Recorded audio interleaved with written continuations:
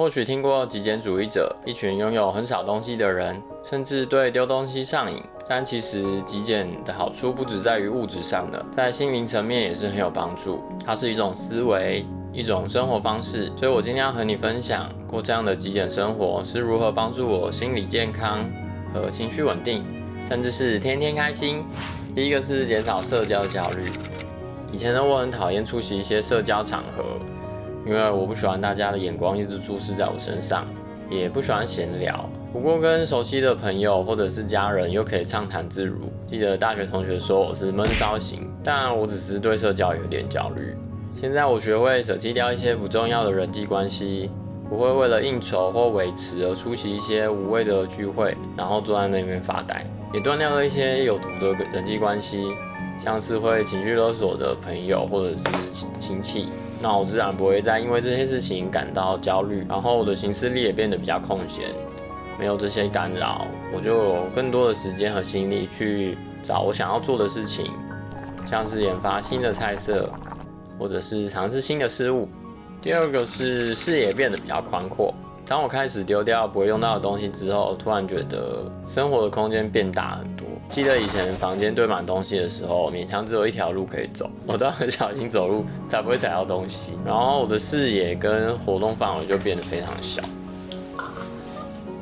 待在房间的时候就有一种莫名的烦躁感。不过现在房间变得非常宽敞，可以在这里舒适的待上一整天，走路的时候也不会踩到东西了，甚至跳 breaking 也可以。有一种身心灵被解放的感觉。第三个是心灵觉得更富裕。在极简跟学习取舍事物的过程当中，丢掉了很多，但反而会更珍惜留下来的东西，觉得东西的数量够用就好了。想通了，人一天顶多就是一套衣服、3顿饭，单纯想要拥有或者是购买的欲望就会降低很多。对于个人名利或者是家庭升职这种传统社会价值的追求也会慢慢的放下，因为对于自己拥有的东西很满意，所以也不会因为广告或者是别人的眼光而去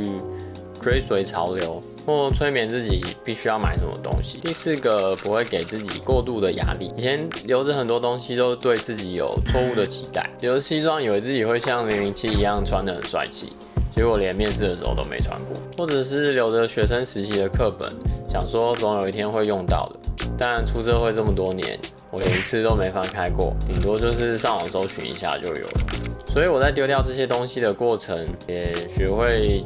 接受自己的身份和缺陷，而不是自己想象的那样子，随遇而安，少了很多对自己失望的压力。第五个，不会再因为日常的小事而烦躁。东西变少之后，空间变得比较大，那每个东西我就会安排它自己的位置，这样我永远都知道自己要去哪里拿我需要用到的东西。就算用完之后变得很乱，也可以很简单的恢复原状。现在很少因为这样的事情然后变得很烦躁或者是生气，然后内心也多了一份比较安心的感觉。好的，以上这几个原因呢，就是我在极简的过程中所体会到的。现在心灵的健康都提升很多，极简让我学会更有意识的生活，对家人和朋友的态度也好很多，然后现在也变得比较快乐，也不会再被消费主义这种意识形态给骗。希望你喜欢今天这样简单的分享，我是天天，那我们下部影片见咯，拜。